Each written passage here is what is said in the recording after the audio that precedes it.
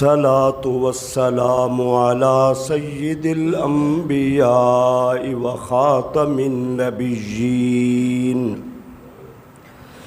محمد وعلى آله وأصحابه أجمعين أما بعد فأعوذ بالله من الشيطان الرجيم بسم اللہ الرحمن الرحیم ولو انہم اذ ظلموا انفسہم جاؤوک فاستغفروا اللہ واستغفر لهم الرسول لوجدوا اللہ توابا رحیما۔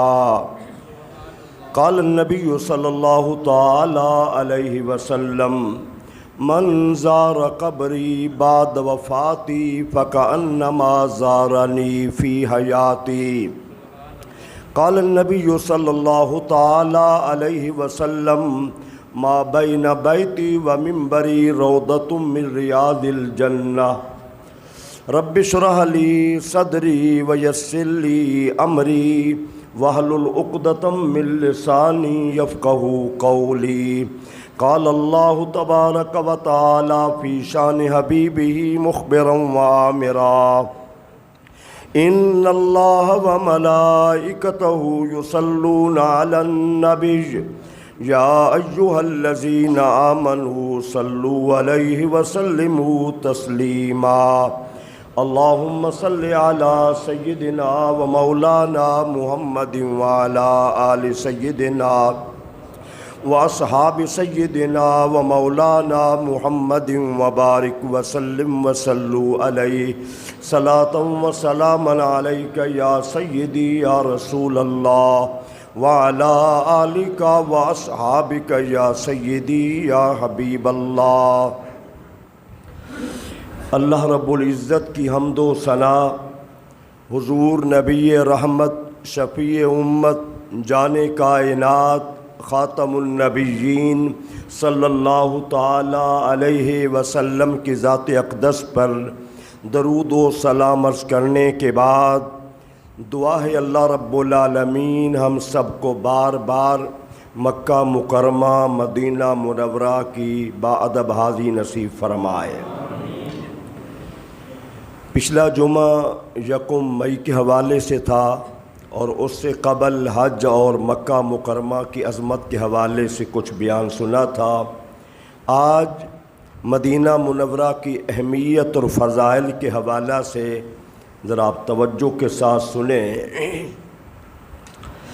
یاد رکھیں امت تقسیم ہو چکی ہے نظریاتی طور پہ۔ کچھ لوگ سمجھتے ہیں کہ صرف مکہ مکرمہ ہے، مدینہ منورہ کی کیا اہمیت ہے، اور کچھ لوگوں کے دلوں میں مدینہ منورہ کی محبت زیادہ ہے، مکہ مکرمہ ٹھیک ہے عمرہ حج کرو پھر زیادہ وقت یہیں۔ یہ آپ بات ذہن نشین کر لیں، کائنات کے دو عظیم شہر مبارک شہر مکہ مکرمہ بھی ہے اور مدینہ منورہ بھی ہے۔ ہمارے ایمان کو راحت اور سکون مکہ مکرمہ میں ملتی ہے اور مدینہ منورہ میں ملتی ہے۔ مکہ مکرمہ میں بھی اللہ کی رحمتوں کا نزول قیامت تک ہوتا رہے گا اور مدینہ منورہ میں بھی اللہ کی رحمتوں کا نزول قیامت تک ہوتا رہے گا۔ مکہ مکرمہ حج کرنے کے بعد حضور نے خود فرمایا من حج الی مکہ، جس نے مکہ مکرمہ کا حج کیا، ثم قصدنی فی مسجدی، پھر اس نے ارادہ بنایا کہ میں مسجد میں جاؤں اللہ کے نبی سے جا کے ملاقات کروں، کتبت لہو حجتان مبرورتان، اللہ اسے 2 حج کا ثواب عطا فرماتا ہے۔ حضور نے یہ بھی فرمایا من حج ولم یزرنی فقد جفانی، جس بندے نے حج کیا اور میری زیارت کرنے کے لیے نہیں آیا اس نے میرے اوپر ظلم کیا ہے۔ قرآن مجید کی آیات بینات پہ ذرا غور کریں۔ آخری سپارہ لا اقسم بہذا البلد وانت حل بہذا البلد. لا اقسم، اللہ فرماتے میرے حبیب میں قسم اٹھاتا ہوں. اللہ قسم اٹھانے سے پاک ہے، اللہ کو ضرورت نہیں ہے. ہماری ضرورتیں ہیں معاملات میں، حالات میں ہم قسم اٹھائیں، لیکن اللہ اس سے پاک ہے. پھر اللہ قسمیں کیوں اٹھاتا ہے؟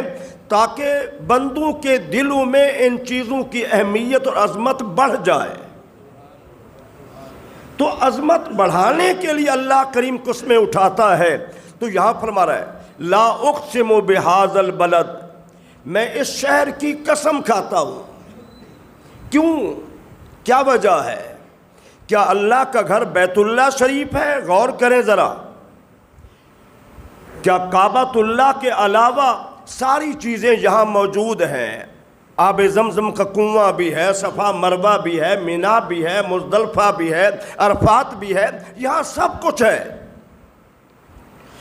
تو ساری دنیا سوچتی رہتی اگر اللہ خود بیان نہ کرتا، واضح نہ فرماتا، تو ہم کہتے کہ اللہ قسم اس لیے اٹھا رہا ہے کہ بیت اللہ شریف ہے، حجر اسود ہے، آب زمزم ہے، صفا مروہ ہے، مینا ہے، مزدلفہ ہے، ٹھیک ہے نا، عرفات کا میدان ہے. اللہ اس لیے قسم اٹھا رہا ہے. میرے بھائیو ذرا غور کرو، ذرا توجہ فرماؤ.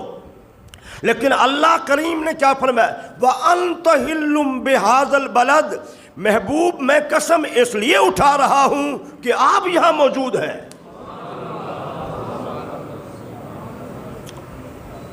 اللہ اکبر، کہ محبوب آپ یہاں موجود ہیں. اس لیے شیخ عبد المحق محدث دہلوی نے اور علماء کرام نے کیا کہا ہے؟ کہا جب تک رسالت مآب صلی اللہ علیہ وسلم اس آیت کی روح سے، ایسے نہیں کہ من گھڑت باتیں ہوں، نظریاتی محبت کی سرحدوں کو چھونے کے ساتھ ہم کہیں کہ بس جی یہی باتیں ہیں حضور وہاں، نہیں، قرآن کی آیات کو سامنے رکھ کر کہا جب اللہ کریم نے حضور کی وجہ سے مکہ مکرمہ کی قسم اٹھائی ہے، جب تک رحمت عالم مکہ مکرمہ میں تھے، مکہ مکرمہ اعلیٰ تھا. جب حضور نے مدینہ منورہ میں ڈیرا لگا لیا، حضور کی قدموں کی برکت سے مدینہ منورہ اعلیٰ بن گیا. سمجھ آئی بات؟ وَأَنْتَ، ٹھیک ہے نا، آخری پارہ دیکھیں. لا اقسم بہذا البلد وانت حل بہذا البلد، محبوب آپ اس شہر میں موجود ہیں.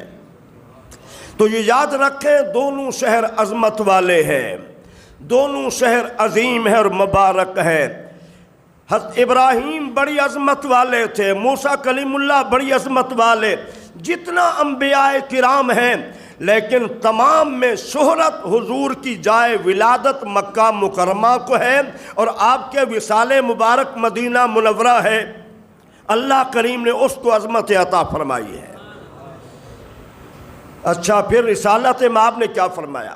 مکہ مکرمہ اور مدینہ منورہ دو شہر ایسے ہیں، حضور نے فرمایا اللہ کریم نے دجال کا داخلہ مکہ مکرمہ کی حدود میں بھی روک دیا ہے، ملائکہ کھڑے ہیں حفاظت کے لیے. دجال کو داخل نہیں ہونے دیں گے مکہ مکرمہ میں. فرمایا اسی طرح میرے مدینہ منورہ کی جو حدود ہے، فرمایا اس کے راستوں پر بھی چاروں جانب ملائکہ کھڑے ہیں. دجال جہاں جانا چاہے گا چلا جائے گا، لیکن میرے مدینہ منورہ میں نہیں آ سکے گا. مدینہ منورہ وہ عظیم ترین شہر ہے. اس کی عظمتیں برکتیں حضور کے وجود نبوت کی وجہ سے ہیں. محبت سے سنیں گے تو بڑا ایمان تازہ ہوگا. اس کی عظمتیں برکتیں وجود نبوت کی وجہ سے ہیں. اور امت کو محبوب کیوں ہے؟ اما عائشہ صدیقہ رضی اللہ تعالی عنہا سے حدیث مروی ہے، حضور نے کیا فرمایا؟ اللہم حبب الینا المکہ کحبنا مدینہ اشد. اللہ جس طرح ہمیں مکہ مکرمہ محبوب ہے، توجہ اس حدیث پہ غور کریں، اللہ ہمیں اس سے زیادہ مدینہ منورہ سے محبت کی توفیق دے دے. او بھائی ہم ایسے محبت نہیں کرتے۔ رسالت مآب نے خود فرمایا ہے اللہ ہمارے دلوں میں جس طرح مکہ مکرمہ کی محبت ہے اس طرح ہمارے دلوں میں مدینہ منورہ کی، بلکہ اس سے بھی زیادہ او اشد، اس سے بھی زیادہ ہمارے دلوں میں مدینہ منورہ کی محبت ڈال دے۔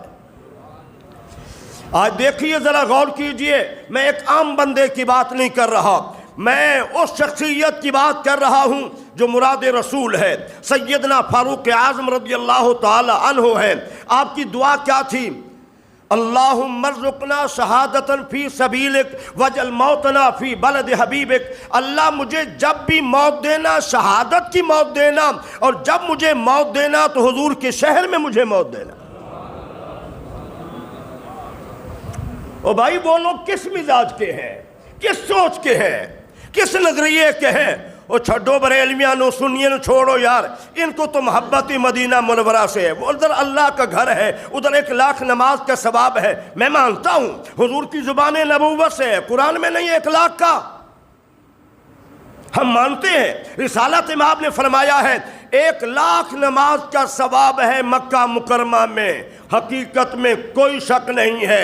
یقین سے آپ نے ایک قرآن مجید پڑھا 1,00,000 قرآن پڑھنے کا اجر ملا، ایک نماز پڑھی 1,00,000 نماز کا ثواب ملا، آپ نے ایک نیکی کی 1,00,000 نیکی کا ثواب ملا۔ حضور نے فرمایا جو میرے مدینہ منورہ میں نماز پڑھے گا اللہ اسے 50,000 کا ثواب دے گا۔ اچھا دوسری حدیث میں حضور نے فرمایا اے اللہ جو برکتیں مکہ مکرمہ میں اس سے زیادہ برکتیں میرے مدینہ منورہ میں رکھ دے۔ چلو ہم 1,00,000 کی بات نہیں کرتے، ہم 50,000 پہ رہتے ہیں، لیکن ذرا رحمتیں تو دیکھو نا حضور کی۔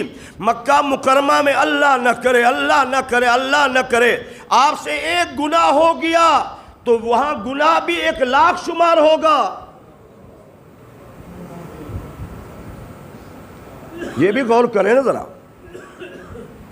اگر اللہ نہ کرے، اللہ نہ کرے، اللہ نہ کرے ہم سے کوئی گناہ ہو گیا، اگر اللہ کی رحمت اس طرح برس رہی ہے تو اس کا کیا ہے، قہار بھی اس طرح برس رہا، قہاریت، کہ اگر آپ سے گناہ ہو گیا تو ایک گناہ جو ہے وہ 1,00,000 گناہ کے برابر ہے، لیکن میرے نبی کی وجہ سے برکتیں تو اتنا ہیں 50,000 یا اس سے زیادہ ہیں، لیکن اگر غلطی ہو گئی تو گناہ 50,000 میں نہیں لکھا جائے گا، گناہ ایک ہی لکھا جائے گا۔ اللہم صلی علی سیدنا و مولانا محمد وعلی آل سیدنا و صحاب سیدنا و مولانا محمد وبارک وسلم وصلو علیہ صلاة و سلاما علیک یا سیدی یا رسول اللہ وعلی آلک و صحابک یا سیدی یا حبیب اللہ۔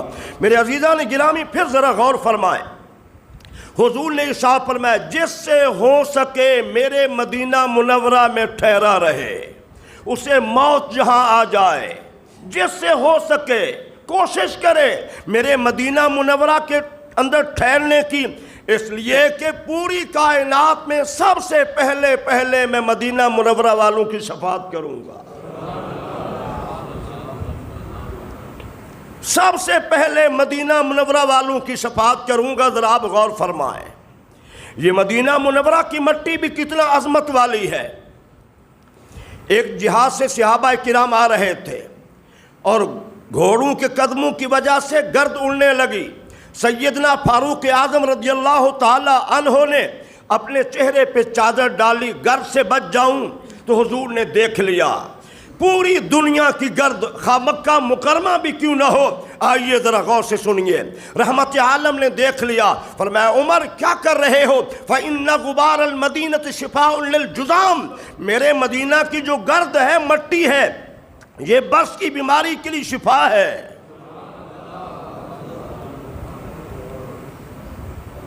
مدینہ منورہ کی مٹی میں بھی اللہ کریم نے شفا رکھی ہے، یہ کس وجہ سے ہے؟ حضور کے قدموں کی برکت کی وجہ سے ہے۔ اور پھر مدینہ منورہ وہ عظیم ترین شہر ہے، یہاں ذرا غور فرمائیں مکہ مکرمہ میں ایک جنت المعلی ہے، ایک جنت المعلی ہے قبرستان، یہاں آپ دیکھیں 4 چیزیں ہیں، جنت البقیع اہل جنت کا قبرستان، احد پہاڑ جبل الجنہ یہ جنت کا پہاڑ ہے جو مدینہ منورہ میں ہے۔ ریاض الجنہ ما بین بیتی و منبری روضۃ من ریاض الجنہ۔ کیا سنی کیا دوسرے مسلک کے لوگ پوچھیں علماء سے، کیا یہ حدیث نہیں ہے؟ حضور نے فرمایا میرا منبر اور میرا گھر حجرہ مبارک جہاں میرا آنا جانا رہتا ہے یہ جنت کے باغوں میں سے باغ ہے۔ کیا آپ حرم کعبہ میں پہنچ کر خانہ کعبہ سامنے آپ ہو، آپ کہہ سکتے ہیں کہ یہ ریاض الجنہ ہے؟ نہیں کہہ سکتے۔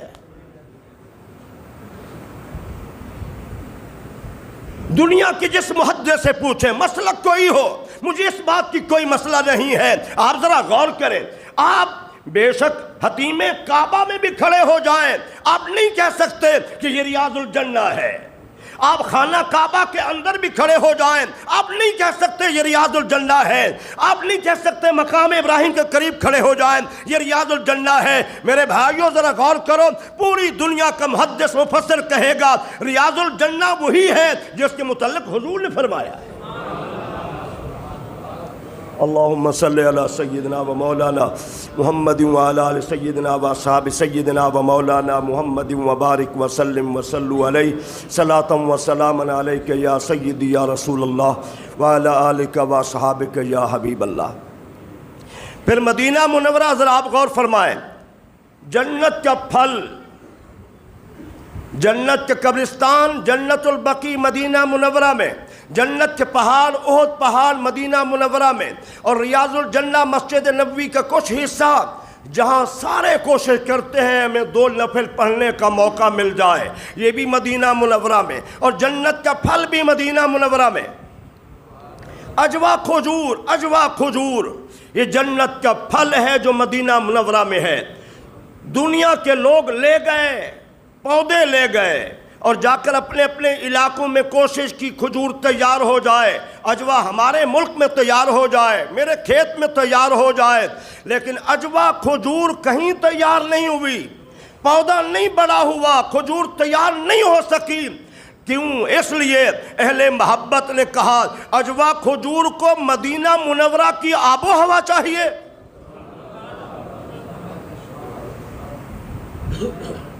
سمجھ آ رہی بات بھائی؟ مدینہ منورہ کی آب و ہوا چاہیے کھجور اجوا کو، وہ کہیں نہیں ملتی، کہیں نہیں ملتی۔ اس لیے اجوا کھجور پوری دنیا میں اگر ہوتی ہے تو مدینہ منورہ کی سرزمین میں ہوتی ہے۔ رحمت عالم صلی اللہ علیہ وسلم کو مدینہ منورہ سے کتنا محبت تھی۔ جب آپ باہر تشریف لے جاتے تو آپ آہستہ آہستہ قدم سے چلتے، اور جب باہر سے حضور مدینہ منورہ شریف کو آنا ہوتا پھر حضور تیزی سے آتے، میرا مدینہ منورہ آ گیا ہے، میرا مدینہ منورہ آ گیا ہے، چہرے پر خوشی کے آثار ہوتے تھے۔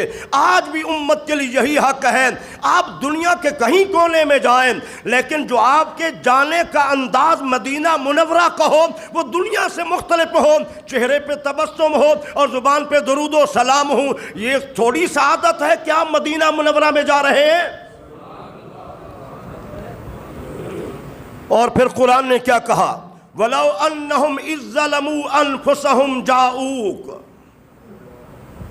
5واں پارہ اللہ فرما رہا ہے وَلَوْ أَنَّهُمْ إِذْ ظَلَمُوا جَاءُوكَ، میرے حبیب اگر آپ کے امتی اپنی جانوں پہ ظلم کر بیٹھے، گناہ کر بیٹھے، تو اللہ نہیں فرما رہا میری مسجد میں آ جائیں یا میرے خانہ کعبہ میں آ جائیں، نہیں میرے حبیب جاؤ کا، آپ ترجمہ پڑھیں کوئی ترجمہ ہو، جاؤ کا میرے حبیب تیری دربار میں آ جائیں، فاستغفر اللہ، وہ اللہ سے خود بھی معافی مانگے، اللہ مجھ سے گناہ ہو گیا، اللہ مجھ سے غلطی ہو گئی، اللہ مجھ سے یہ غلطی ہو مجھے معاف کر دے، واستغفر لہم الرسول، میرے حبیب تو بھی ان کے لیے شفاعت کرے۔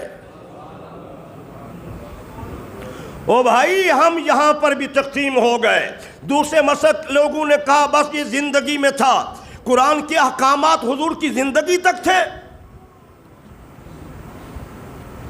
سمجھ رہے میری بات نا؟ کیا قرآن کے احکامات جتنے ہیں حضور کی زندگی تک تھے؟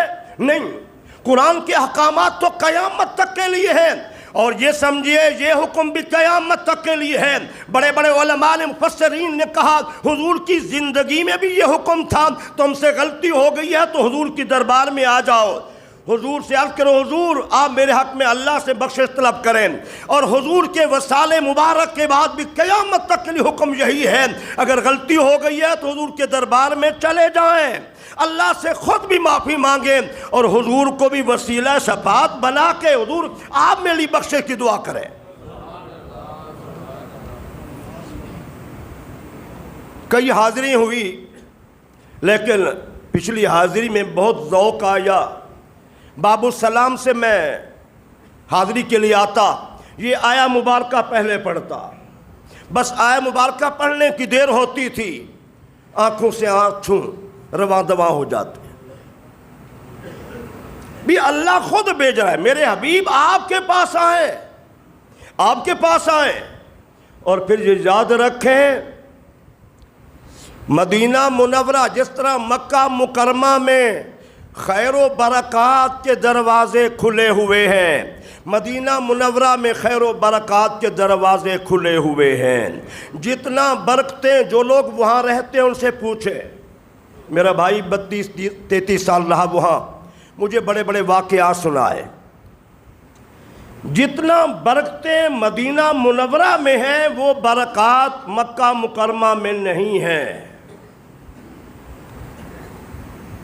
اور جتنا الفت و محبت، یہ آپ میں سے اگر کہ وہاں کوئی رہ کے آیا ہو یا اس کا عزیزوں سے پوچھیں، جو الفت و محبت اور پیار مدینہ منورہ میں ہے وہ مکہ مکرمہ میں نہیں ہے۔ میں ممبر رسول پہ بیٹھا ہوں، اللہ میں کوشش کرتا ہوں کہ کوئی بات غلط بھی نہ ہو، قرآن و سنت کے خلاف بھی نہ ہو۔ محبتوں کا شہر، برکتوں کا شہر کون سا شہر ہے؟ مدینہ منورہ ہے۔ جو لوگ سیاح ہوتے ہیں، چیک کرتے ہیں دنیا کی آب و ہوا کو، تو انہوں نے جب کافی ممالک میں شہروں میں جا کر آب و ہوا کو چیک کیا تو انہوں نے کہا پوری کائنات میں بہترین آب و ہوا جو ہے وہ مدینہ منورہ کی ہے۔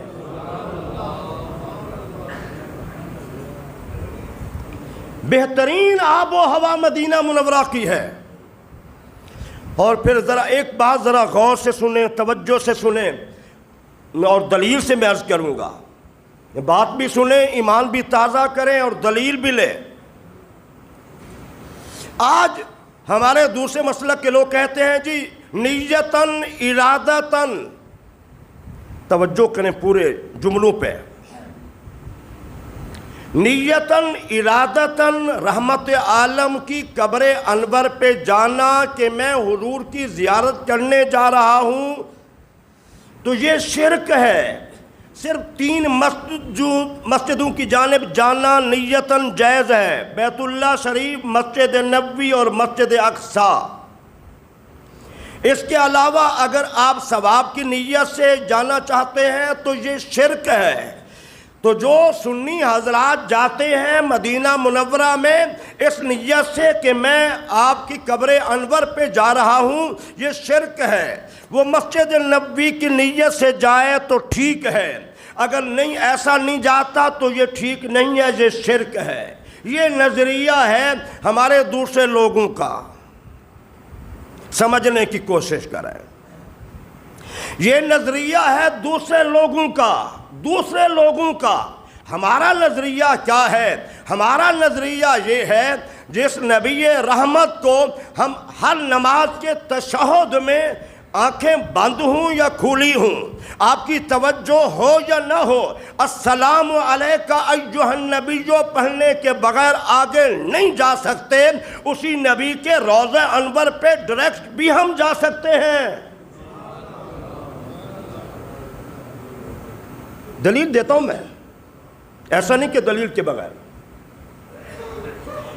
بھائی وہاں حاضر ہونا ہے سلام پیش کرنے کے لیے، تو جس اللہ کریم کی ذات نے ہر مسلمان کو کوئی نظریہ ہو، کوئی عقیدہ ہو، تشہد میں ساری نماز پڑھوا کے اپنے نبی پہ السلام علیکہ ایھا النبی ہم کہتے ہیں نا، جس نبی کو نماز کی حالت میں اللہ کریم نے اپنے نبی کو یہ عظمتیں دی ہیں کہ کوئی امتی ہے وہ سلام پیش کرے، تو جب نماز میں ہم سلام پیش کرتے ہیں، جو اہل محبت علماء محدثین ہیں ان کا نظریہ بیان کروں، ذرا غور کرنا۔ انہوں نے کیا کہا جب تم اس مقام پہ پہنچو نا، یہ تصور کرو میں حضور کی خدمت میں بیٹھا ہوں اور حضور پر میں سلام پیش کر رہا ہوں۔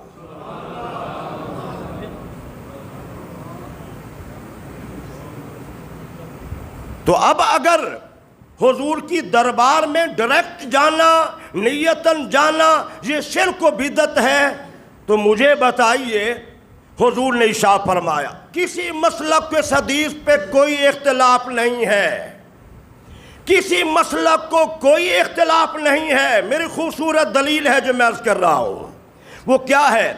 دیکھیں حضور نے فرمایا ہر صبح کو اور ہر شام کو اللہ سبحانہ تعالی 70,000 ملائکہ میرے پاس بھیجتا ہے۔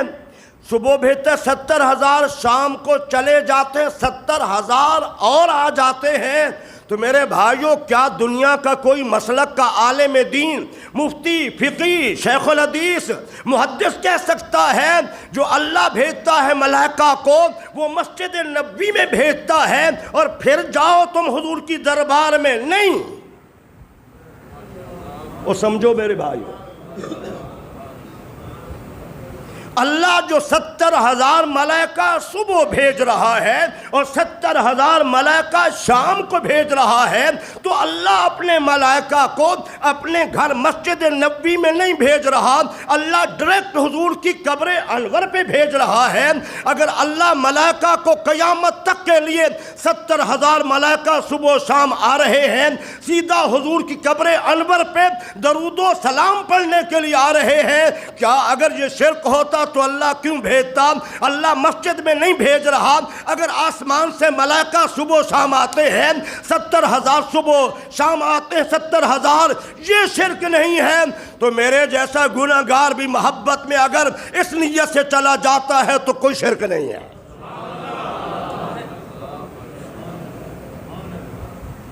اگر میری آپ کو دلیل سمجھ آئی ہو تو غور کرنا اس بات پہ، تقریر کو دوبارہ سننے کی کوشش کرنا۔ میرا صرف ایمان ہی نہیں، وجدان ہی نہیں، میں دلائل سے بات کر رہا ہوں۔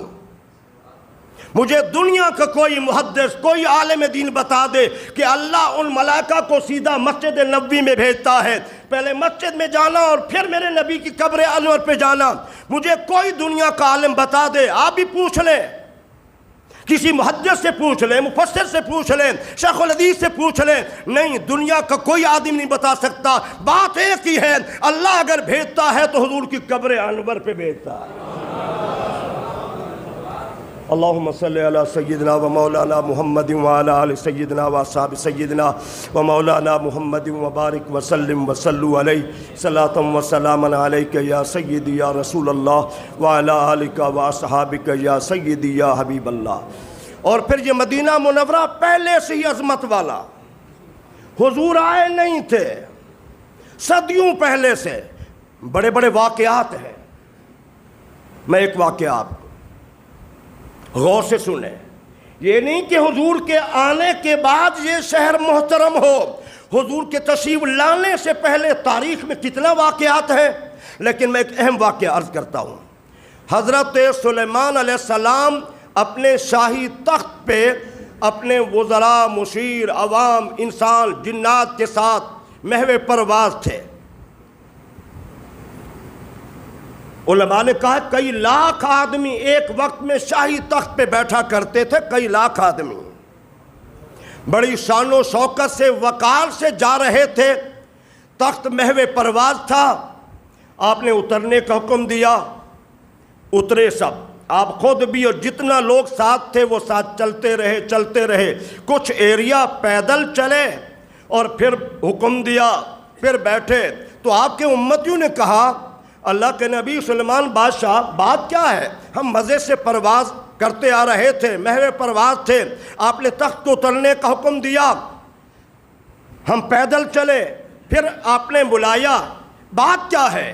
آپ ذرا غور کریں، ذرا محبت کے ساتھ سنیں. ایسے واقعات بہت سارے واقعات ہیں. اللہ کے نبی سلمان فرمانے لگے تمہیں پتہ نہیں ہے جہاں سے ہم نے پیدل سفر کیا ہے یہ وہ جگہ ہے جہاں اللہ کے آخری نبی تشریف لائیں گے.